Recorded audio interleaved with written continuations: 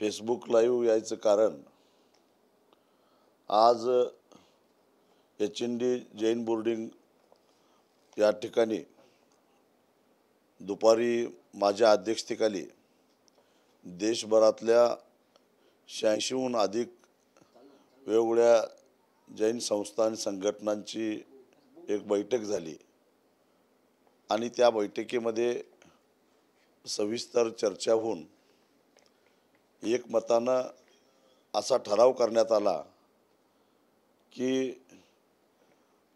HND Jain boarding विकण्याचा निर्णय जो त्या ट्रस्टीने घेतलेला आहे तो बेकायदेशीर आहे आणि अशा पद्धतीनं पुणे हे विद्येचं माहेरघर असताना या ठिकाणचं 60 वर्षाहून अधिक काळ चाललेलं वसतिगृह विकणं, त्याची जागा 3.5 एकर विकणं हे चुकीचं आहे, अत्यंत लाजिरवाणी गोष्ट आहे। आणि त्यामुळं या सर्व हा जो व्यवहार आहे तो व्यवहार ट्रस्टीने रद्द करावा अशी विनंती ट्रस्टींना करण्याचं, त्याचबरोबर ज्यांनी ही प्रॉपर्टी खरेदी केली आहे ते गोखले डेव्हलपर्स यांनाही विनंती करायचा असा एक ठराव झाला।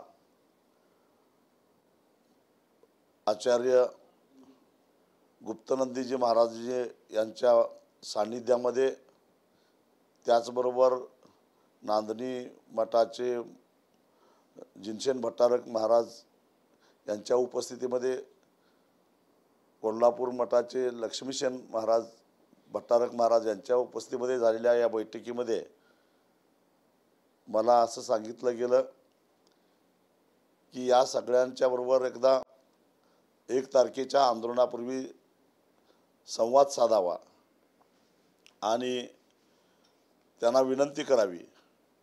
टोकाची भूमिका घेण्याच्या आधी पहिल्यांदा आपण ही भूमिका आपली सांगावी, अन्यथा 1 तारखेला गुप्तनंदीजी महाराजांनी उपोषण सुरू केल्यानंतर मग मात्र संपूर्ण देशभर आंदोलन करण्याशिवाय आपल्याला पर्याय राहणार नाही, याची जाणीव केंद्र सरकारला आणि राज्य सरकारलाही करून द्यावी अशा पद्धतीचा हा निर्णय झाला। त्या पद्धतीनं पत्रकार परिषदेमध्ये सुद्धा ही सगळी माहिती दिली गेली। दरम्यानच्या काळामध्ये पत्रकार परिषद झाल्यानंतर मी ही बैठक संपून कोल्हापूरला जात असताना काल पुण्याचे खासदार आणि केंद्रीय मंत्री मुरलीधर मोहोळ यांनी महाराजांचा भेट घेतलेली होती आणि त्याचा संदर्भ देऊन आज त्यांनी माझ्याशी संपर्क साधला आणि या सर्व संस्थांच्या आव्हानाला प्रतिसाद देऊन जैन धर्मीयांच्या भावना लक्षात घेऊन गोखले बिल्डरना आम्ही विनंती केलेली आहे आणि त्यांनी त्या विनंतीला मान देऊन HND ट्रस्टींना मेल केलेला आहे आणि हा व्यवहार रद्द करण्याची विनंती केलेली आहे। हा व्यवहार रद्द करावा आणि 230 कोटी रुपये जे ट्रस्टींना आम्ही दिलेले आहेत ते परत द्यावेत अशा पद्धतीचा मागणी त्यांनी केली आहे। का हा मेलची प्रत माझ्याकडे आलेली आहे। जरी गोखले डेव्हलपर्सनी हा व्यवहार रद्द करण्याचा मेल केलेला असला तरी जोपर्यंत हा विक्री व्यवहार रद्द होत नाही, कारण आता सध्या या संपूर्ण मालमत्तेवर गोखले बिल्डर्सचं नाव चढलेलं आहे, ते नाव कमी होऊन पुन्हा HND बोर्डिंगचं नाव लागत नाही आणि हे बोर्डिंग पूर्ववत पुन्हा सुरू होत नाही। विद्यार्थ्यांचे ॲडमिशन्स होत नाहीत तोपर्यंत आमचा लढा संपणार नाही. मी मुरलीधर मोहोळ यांना विनंती केली की केवळ पत्र दिलं म्हणून आमचा लढा संपणार नाही, तर हा व्यवहार पूर्णपणे रद्दबातल झाला पाहिजे. सरकारनं पुढाकार घ्यावा. धर्मादाय आयुक्तांनी 28 तारखेला सुनावणी घेतलेली आहे. त्या सुनावणीसमोर हे पत्र आम्ही हजर करूच, परंतु ते काही असलं तरी हा व्यवहार पूर्णपणे रद्द होणार नाही तोपर्यंत आमचा लढा संपणार नाही.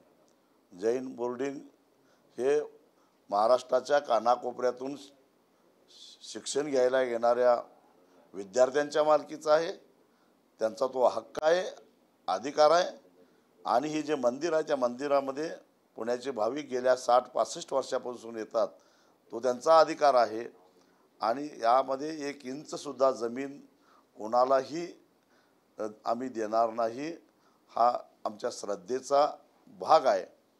आणि त्यामुळं जोपर्यंत या 3.5 एकरावरच्या प्रॉपर्टीवरचं नाव गोखले बिल्डर्सचं कमी होऊन HND बोर्डिंगचं ट्रस्टचं नाव लागत नाही तोपर्यंत आमचा लढा हा संपणार नाही.